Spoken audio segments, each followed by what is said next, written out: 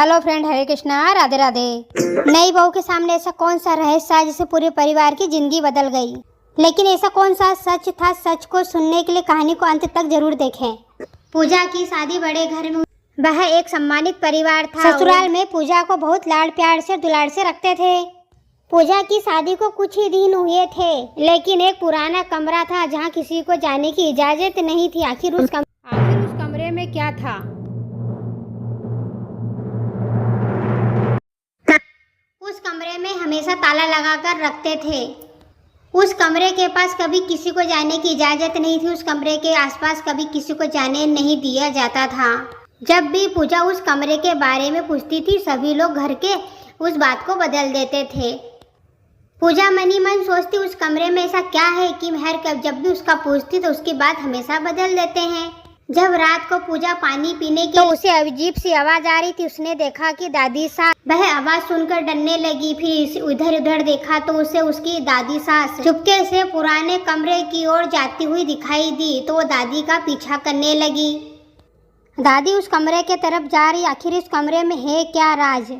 दादी सास उसी कमरे के पास चुपके से खड़ी थी। पूजा की जिज्ञासा बढ़ गई। आखिर ये दादी क्या करने वाली है? आखिर ये कमरे में ऐसा क्या था? परिवार के सभी लोग छिपा रहे थे। एक दिन सभी लोग किसी की शादी में गए हुए थे। घर के सभी लोग शादी में चले गए। पूजा उस समय घर में अकेली थी। बहुत सोचने के बाद और हिम्मत के बाद उसने वो पुराने कमरे का ताला खुद खोलने का सोचा। तब पूजा की नजर दादी सास की चाबी पर पड़ी। पूजा ने कांपते हुए हाथों से चाबी उठाई। जैसे ही उसने ताले में चाबी डाली, उसकी दिल की धड़कन तेज हो गई और फिर वह सोचने लगी, क्या ये दरवाजा खोलना सही रहेगा? पुराने कमरों की दीवारों के ऊपर पुरानी तस्वीरें लगी थी। जैसे ही उसने दरवाज़ा खोला, हल्की हल्की धूल की परत हवा में उड़ने लगी। दरवाजा खुलते ही हल्की सी रोशनी दिखाई दी और अजीब सी आवाज़ भी आ रही थी। पुराने कमरों की दीवार पर तस्वीर लगी थी और एक कोने में किताबें और खिलौने भी रखे हुए थे और वहाँ पर एक बहुत बड़ी तस्वीर भी रखी हुई थी। तस्वीर में नई बहू पूजा ने ऐसा क्या देख लिया जो पैरों तले जमीन खिसल गई। आखिर उस तस्वीर में था कौन? तस्वीर में एक युवक था। वह उसको देखकर मुस्कुरा रहा था।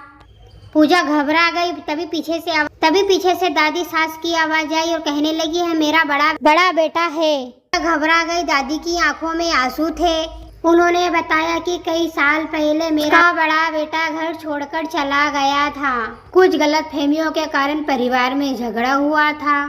दोस्तों, अभी यहाँ पर कहानी खत्म नहीं होती। अभी तो रहस्य उठना बाकी है।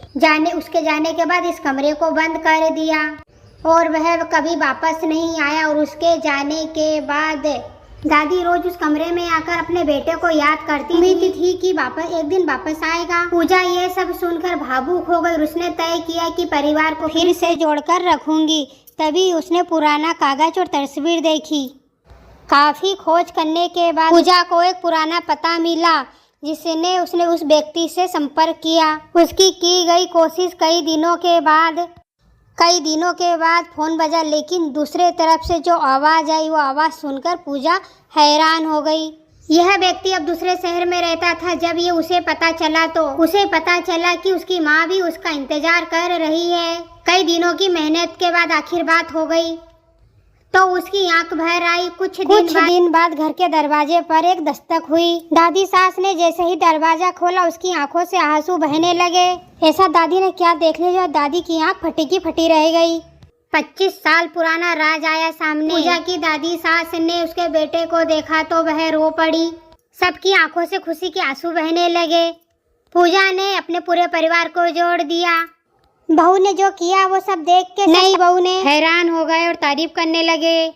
नई बहू अपने पूरे परिवार के साथ खुशी खुशी रहने लगी। आपको मेरी ये कहानी कैसी लगी, नई बहू के कमेंट बॉक्स में जरूर बताइए। और इस प्रकार की कहानी सुनने के लिए मेरे चैनल को सब्सक्राइब करें ताकि इस प्रकार की नोटिफिकेशन आप तक पहुँच जाए, ताकि सबसे पहले वीडियो आप देख लें। Bye bye.